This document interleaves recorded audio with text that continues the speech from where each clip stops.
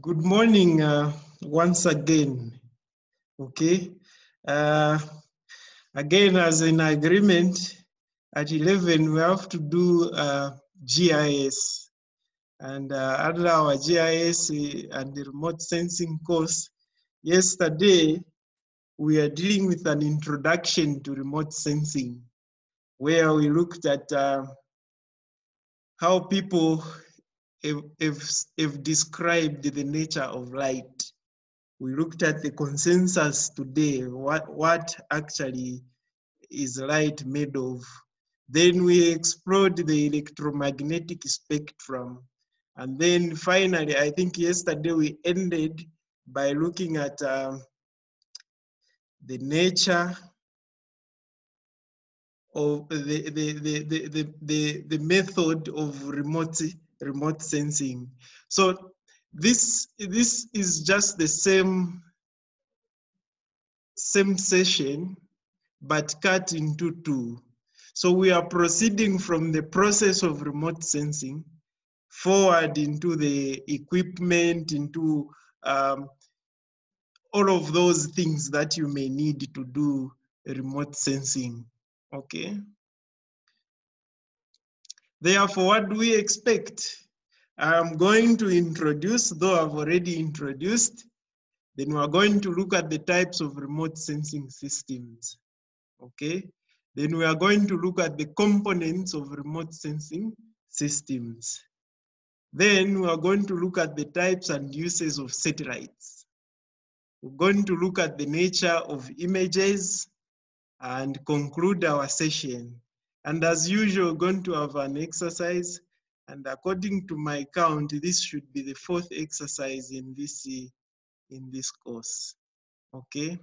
Now, though I've already introduced, we are saying that today remote sensing is key in land and natural resources management. Okay, it is very, very important.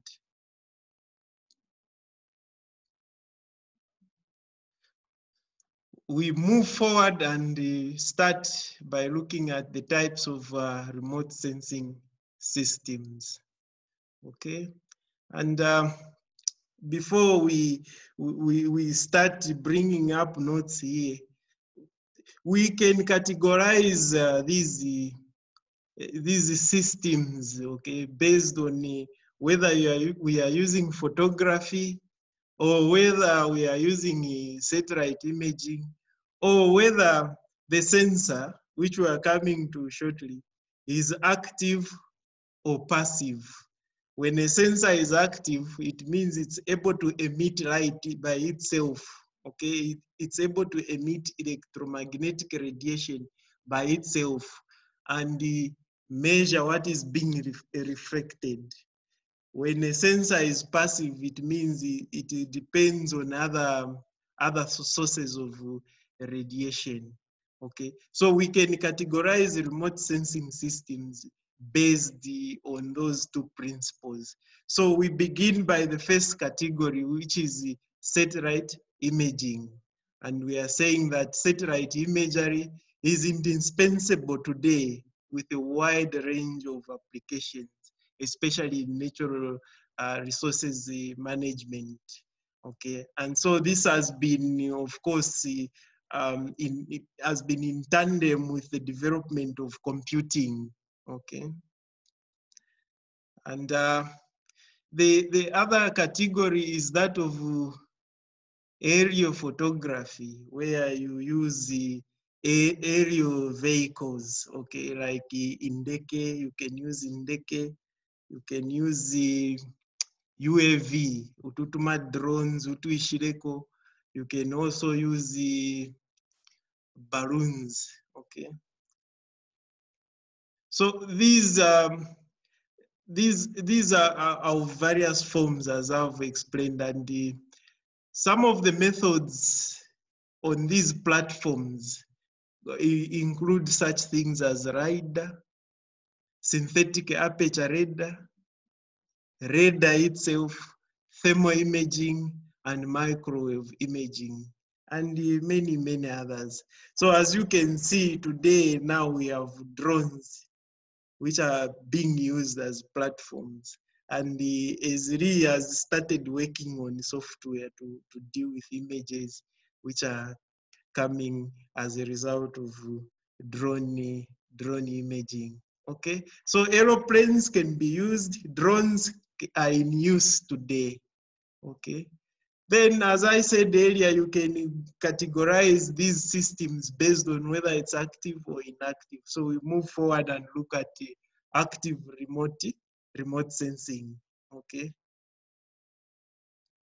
sorry, this image isn't supposed to be here. So remote sensing methods that provide their own source of electromagnetic radiation, they are called active. This image is for passive. Okay, so a very good example of active remote sensing is radar. Okay, because the radar systems are able to provide their own radiation. Okay, so the sensor in this case emits light. It pumps in the beams. And then once the light travels, it hits the target, then it is reflected. Then the sensor measures what is being reflected. Okay, so as I have already said, synthetic aperture radar is one of the good examples of active remote sensing. Another system is that of passive. Okay, this image here is passive remote sensing. As you can see, the sun is the source of radiation. So the radiation travels, hits the object, then the sensor papa satellite yachita measure the light which is being reflected. Okay, so that is passive. And when it comes to active, you see this is radar. The sensor itself pumps light. Yaisa umamungombe target na kamuti, the same light is reflected and the sensor measures it.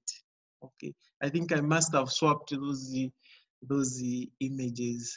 Okay, so these passive sensors are simply measuring naturally occurring energy, electromagnetic radiation. Okay, so the sun in most cases provides the source of this energy.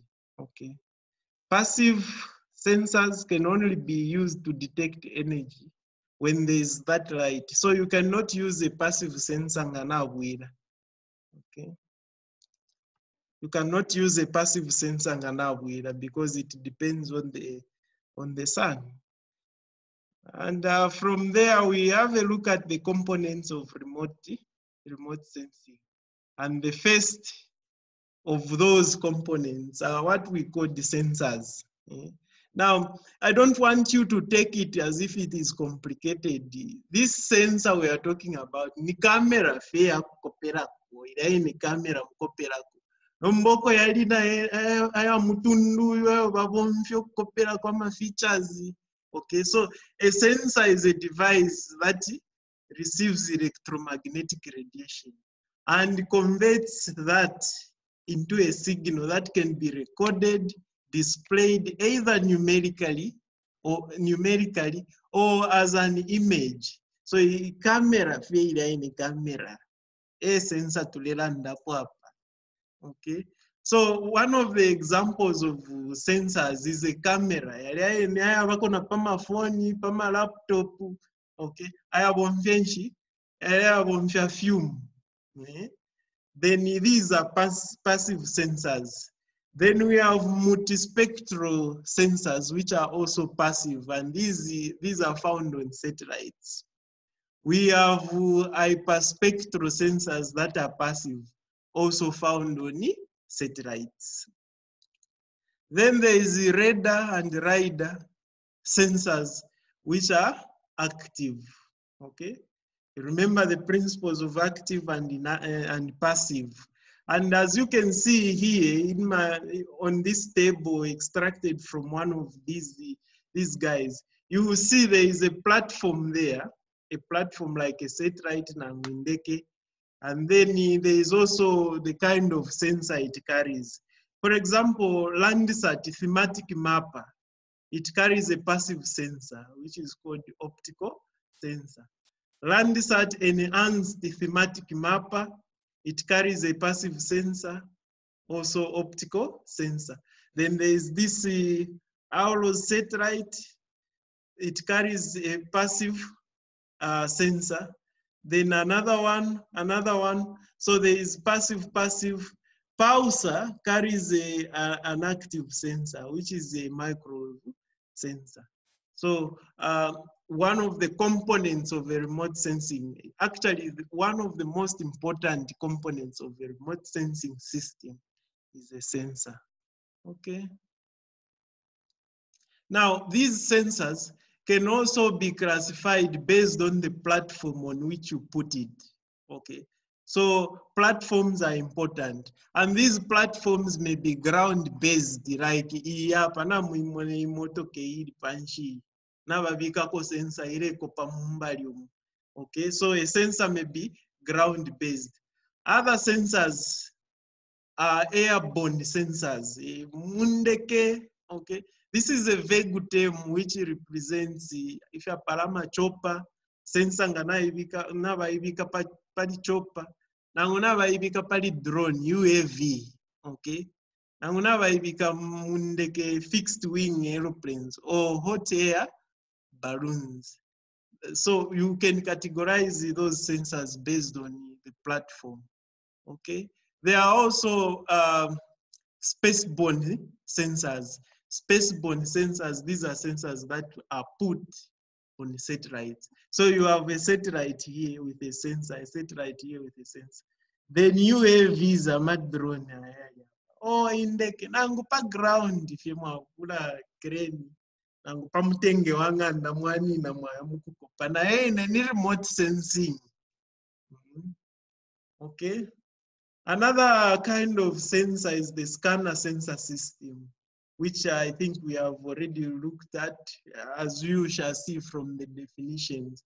So we are saying these are electro-optical and spectral imaging scanners that produce digital images with the use of detectors that measure the brightness of reflected electromagnetic energy.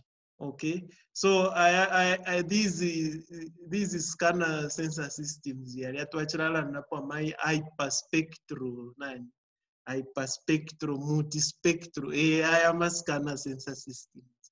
Okay, so we are saying scanners consist of one or more sensor detectors, depending on the type of sensor system. So ngamwabula ma camera, like a digital camera,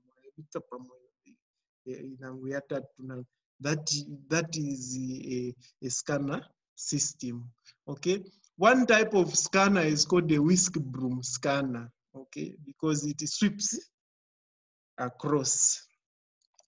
The other type is called the push broom because it sweeps across. So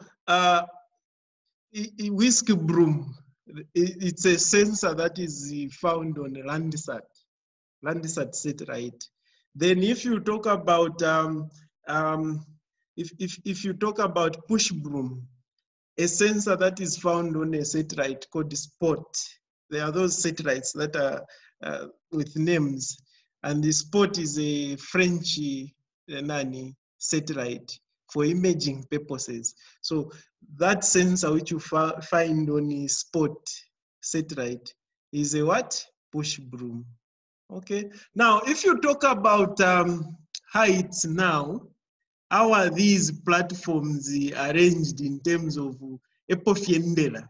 You can see that a satellite is high up there, beyond the 705 kilometers. Mumulu, okay?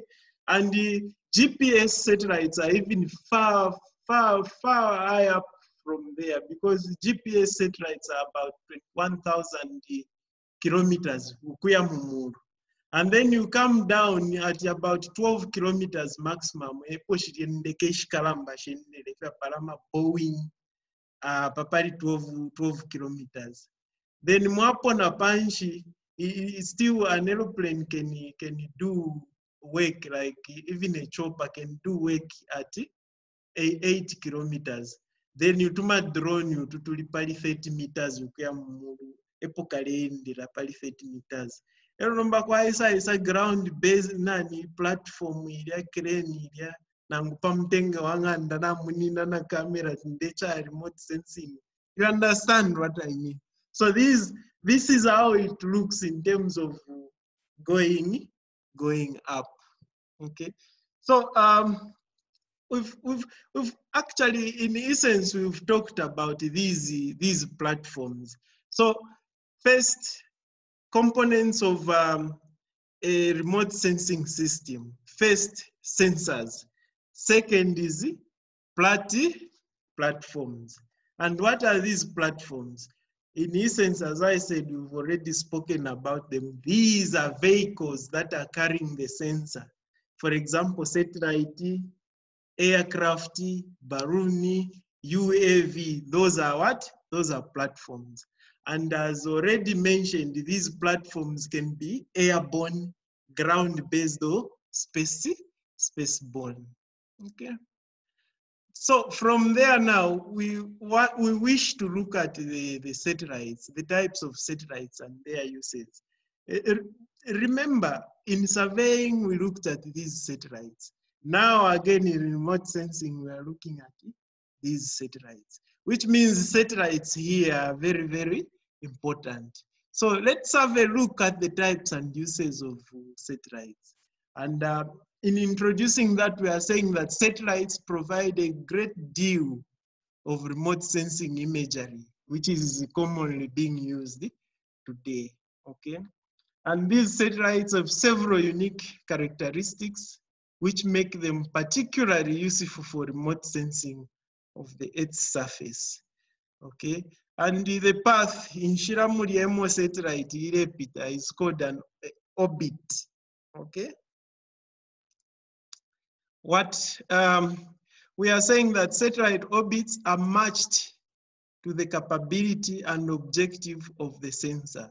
So when you are putting that satellite high up there, you need to know the objective, you need to know its capability. Why are you putting it there? And then you need to match it with the orbit characteristics.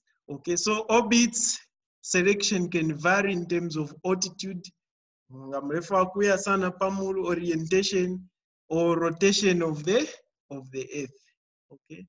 As a satellite revolves around the Earth, the sensor sees a certain portion of the Earth. So rudiaire shunguluka around the planet. Sensor muri area satellite ire mona. So today they are saying you can run, but you cannot hide.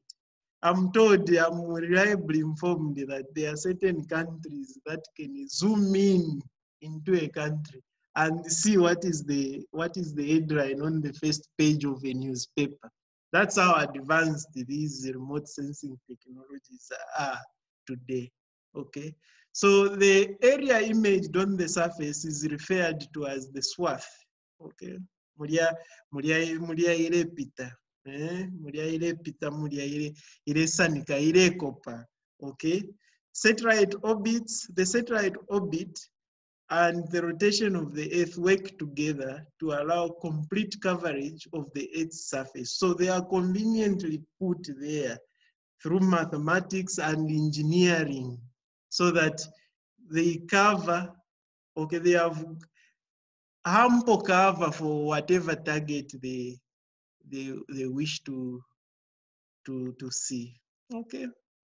So this is just a diagram extracted from Canada Natural Resource.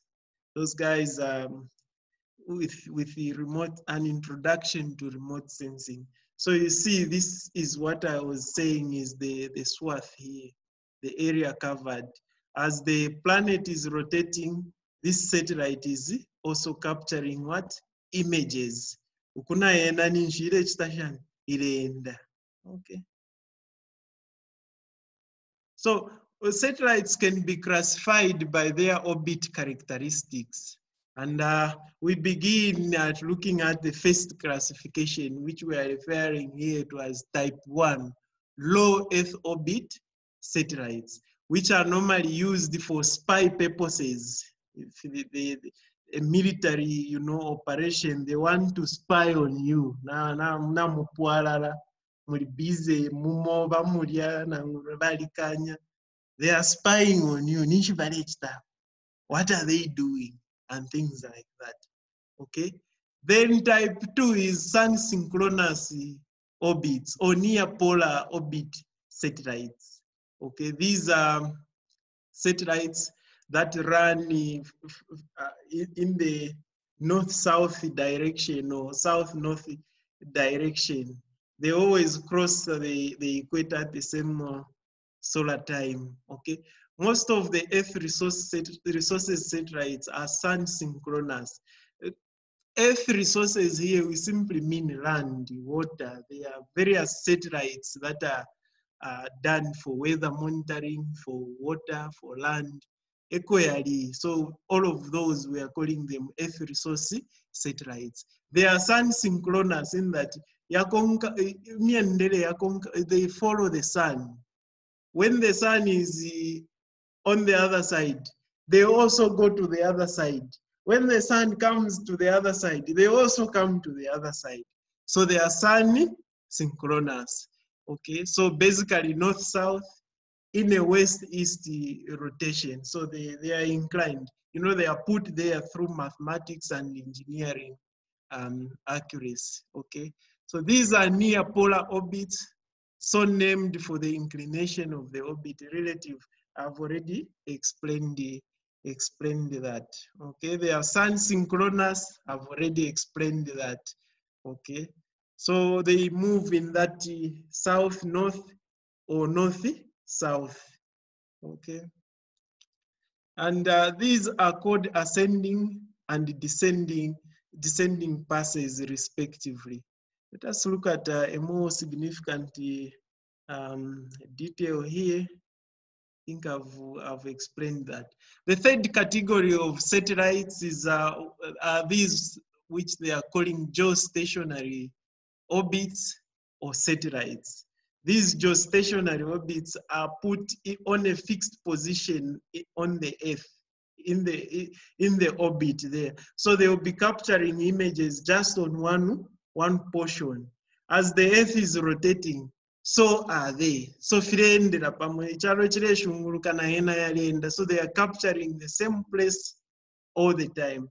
And these are used for such purposes as the weather, okay, monitoring, okay, especially meteorological applications. Okay, so these satellites are at very high altitudes, which view the same portion of the Earth's surface. How high is that high? We are saying about 36,000 kilometers, I think, and the speeds as the rotation speed of the Earth. So as much as they are being used in weather, even in communication. Okay, I think from there, from components of remote sensing systems, we wish now to move forward and have a look at the nature of images. Okay, and first sentence is that electromagnetic energy may be detected either photographically or electronically. Photographic processes uses fume. Ilia camera ilia kwali baile ati fume ilia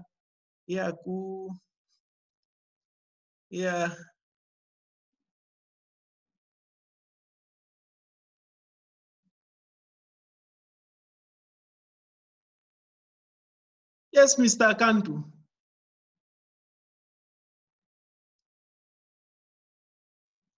Mr. Kantu?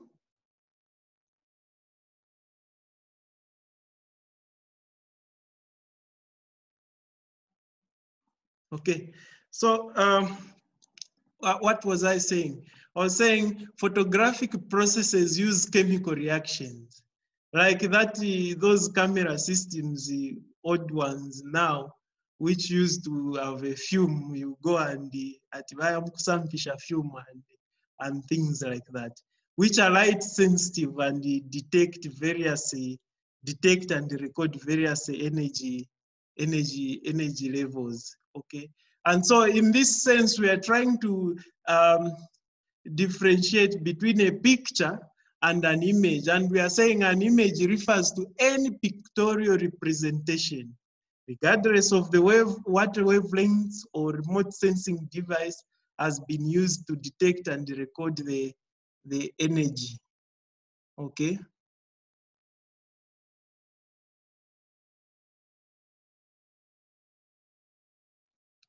Okay, so here we are saying we need to differentiate between a picture and a what? And an image. That's the key objective here. Okay. Oh.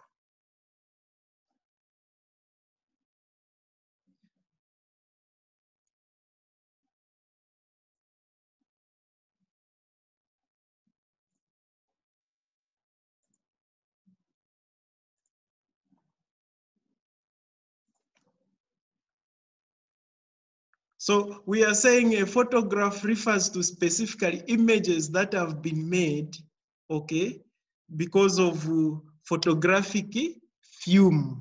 Remember, this is a chemical sensitive to what? To light, okay? Photos are normally recorded over the wavelengths. Those wavelengths, they are 0.3. I think that should be micrometers to 0.9 micrometers. The visible and reflected infrared. Okay. All photographs are images, but not all images are photographs. Okay. So a photograph could also be represented and displayed in a digital format by subdividing it into pixels, okay? The basic unit of a photograph or an image is what we are calling a pixel, okay? Now, what are the characteristics of great importance to remote sensing when you talk about these images? Okay, the first characteristic is that of spatial resolution. And we are saying spatial resolution is the size of the smallest possible feature that can be detected, okay, on the image. Spectral resolution describes the ability of a sensor to define fine wavelength intervals. Others would not see between those various wavelengths. So their spectral resolution is low. Okay. Others would like, there is a difference between the multispectral scanner sensor system and hyperspectral. Hyperspectral is able to differentiate between two non-optimal wavelengths, okay, as compared to multispectral. Radiometric resolution of an imaging system describes its ability to discriminate very slight differences in energy. Still, there is a difference between spectral and radiometric. Then temporal resolution. This is now the time it takes for a satellite to revisit the same place, okay? And it has some important consequences here. For example, when you are trying to carry out some change detection in remote sensing, okay? And from there, let's have a conclusion. We are saying the world out there has moved in terms of natural resources management, methods, and techniques. And it's a pity all we have to do is just talk about these things in our country, okay? Part of the class exercise. Class exercise says that we have to explain the difference between satellite imaging and aerial photography. Wow, thanks for your attention. May the good Lord bless you all. Can I now have those questions?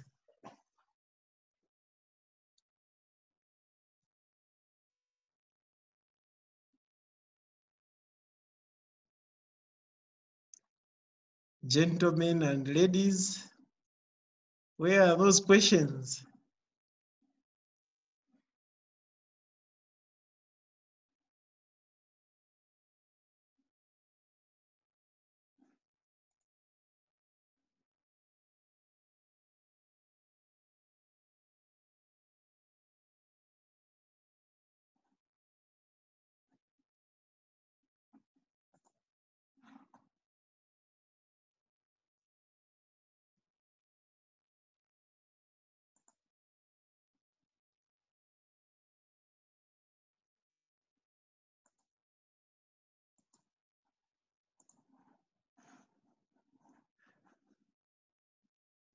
Okay, I'll just call in.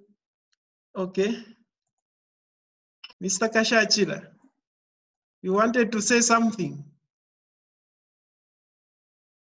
Isaac, unmute yourself.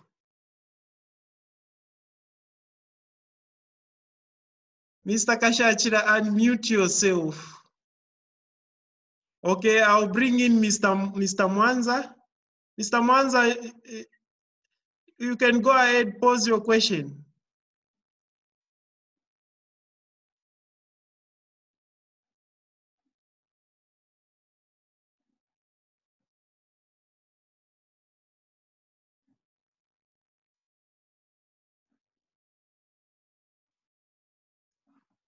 I thought Mr. Mwanza had a question.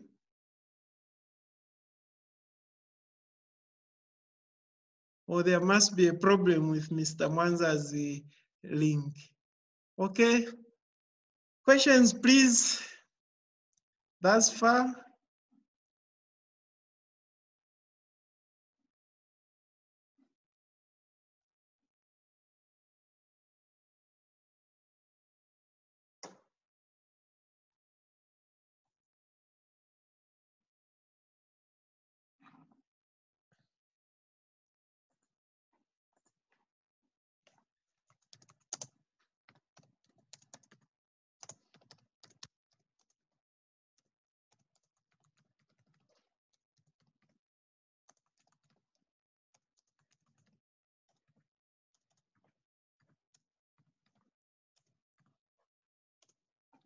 Okay, so I think we have to end here.